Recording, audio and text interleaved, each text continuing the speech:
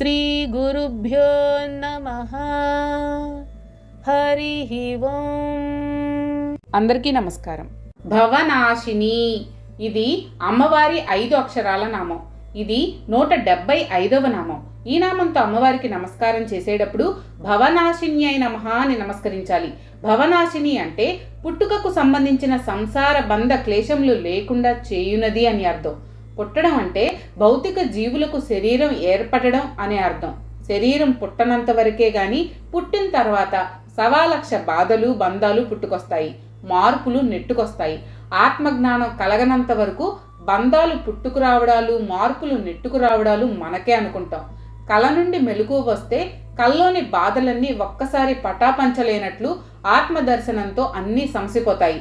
మార్పులన్నీ మన శరీరానికే వస్తున్నాయి అని, మనకి ఏమీ జరగవని తెలుస్తుంది. భవబంధాల నుండి విముక్తి లభిస్తుంది.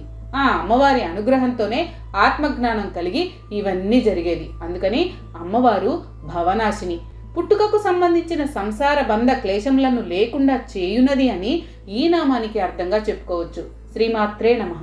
మీకు కనుక ఈ వీడియో నచ్చినట్లయితే లైక్ చేయండి. అలాగే మీ ఫ్యామిలీ అండ్ ఫ్రెండ్స్ కి షేర్ చేయండి. ఛానల్లో కొత్త నోటిఫికేషన్స్ కోసం సబ్స్క్రైబ్ చేయండి. అలాగే పక్కనే ఉన్న బెల్ ఐకాన్ ని ట్యాప్ చేయండి.